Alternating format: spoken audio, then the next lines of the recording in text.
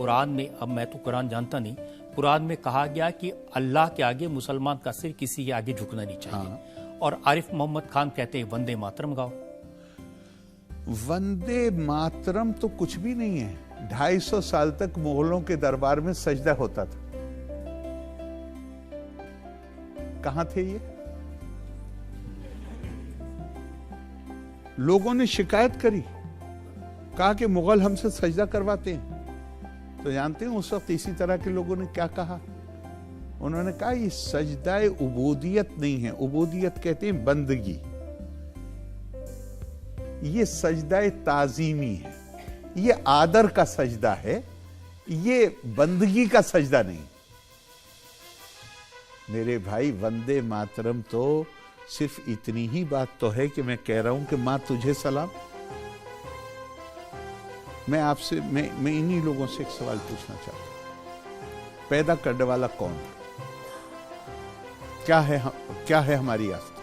पैदा करने वाला खुदा है? लेकिन उस खुदा ने हमसे कहा कि जन्नत जो है वो माँ के कदमों के नीचे। माँ तो कुदरत का बनाई हुई एक जरिया है ना पैदाइश का, लेकिन उस जरिए को कहा अपनी जन्नत इसके पैरों के नीचे तलाश करो। तो पैदा मैं भारत में हुआ हूं, ये ऊपर वाले का फैसला है, कर्मों का फैसला जो भी है। लेकिन जिस मुल्क का पानी पीता हूं, जिस मुल्क का अनाज, उसके खेतों का उगा अनाज खाता हूं, जिसकी हवा में सांस लेता हूं, जहां जिसने जो सब कुछ दिया है, अगर मैं उसको कहूं कि मां तुझे सलाम, तो इन्हें ये सजदा नजर आता है। वो इसलिए कहते हैं आजादी की लड़ाई में जो मुस्लिम लीडर्स थे उन्होंने विरोध किया था वंदे मातरम। इन्हें बेचारों को ये भी नहीं पता है, सारी समस्या यही है। Ignorance is not solution of the problem. Rafi Ahmed Kidwai साहब ने अपने पानियर को दिए हुए अपने इंटरव्यू में कहा है कि जिन्ना मेरे बगल में खड़े होकर वंदे मातरम गाएं, लेकिन जब जिन्ना ने पाकिस्तान का नारा लगा दिया, उसके बाद जिन्ना को इसमें बुत परस्ती नजर आने लगी। लेकिन इन लोगों को यह भी मालूम है कि आपने वंदे मातरम का उर्दू में तर्जुमा किया। मैंने तर्जुमा इसीलिए किया, आप सुनेंगे तो आपको हंसी आएगी। मैंने तर्जुमा रात को तर्जुमा किया, सुबह अपने एक मित्र को, उस जमाने में नदवे से फतवा आया, तो मैंने लखनऊ में अपने एक मित्र को वो भेजा और मैंने कहा कि ये मत बताना कि किसने तर्जुमा किया है, ये भी मत बताना कि वंदे मातरम का अनुवाद है, ये उन्हें दिखाना, उनसे कहना इसमें कुछ काबिल एतराज बात है, कुछ आपत्तिजनक है इस्लामी दृष्टिकोण से। और फिर मुझे, और जब वो राय दे दें तब उन्हें बताना कि ये वंदे मातरम का अनुवाद है। उनका थोड़ी देर में मुझे फोन आया कि वो कह रहे हैं कि इसमें तो कुछ भी आपत्तिजनक नहीं। तो आपत्तिजनक चीज एक ही है, वो है इग्नोरेंस, जहालत। जिस चीज को हम नहीं जानते वो आपत्ति। अब जब अब इन्होंने क्या, अब इन्हें कुछ नजर ना आए उसमें कि भाई ये अनुवाद है इसका, संस्कृत तो आपको नहीं आती ना, नहीं आती, ये इसका अनुवाद है, इसमें बताइए क्या आपत्ति है। उनका साहब होता, आरिफ साहब ने खुद कहा है कि आजाद तर्जुमा है, ये कैसे मान लिया जाए ये सही है।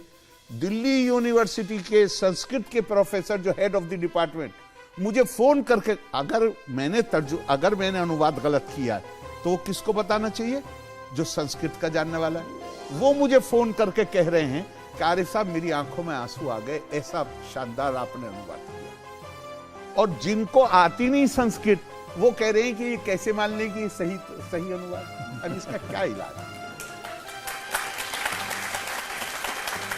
हाँ, अनुवाद किया आपने। हाँ, वो अगर आप जनता को सुना दें कि जरूर। मैंने उसको मैंने तो यही कहा, चूंकि मुझे उतना नहीं आता, मैंने संस्कृत पढ़ी है लेकिन मैं संस्कृत का विद्वान नहीं, तो मैंने तो उसके लिए शब्द प्रयोग किया आजाद तर्जुमा, एक फ्री ट्रांसलेशन। मतलब बहुत ज्यादा आप ये ढूंढें कि ये बिल्कुल एग्जैक्ट है, तो मैंने कहा ये वो नहीं है। लेकिन जो संस्कृत जानने वाले हैं उनको वो बहुत पसंद आया, और वो ये है तस्लीमात मां तस्लीमात। तस्लीम कहते हैं, प्लूरल है सलाम का, जैसे कहें मां तुझे सलाम, तो ये उसका प्लूरल है, बहुवचन। तस्लीमात मां तस्लीमात, तू भरी है मीठे पानी से, फल फूलों की शादाबी से, दक्किन की ठंडी हवाओं से, फसलों की सुहानी फिजाओं से, तस्लीमात माँ तस्लीमात।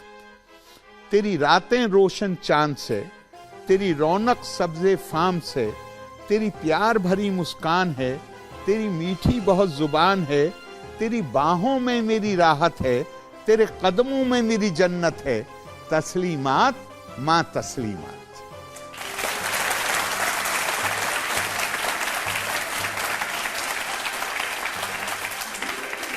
तो इस तर्जुमे के लिए तो आपको कई बार सलाम करना चाहिए, तस्लीमात।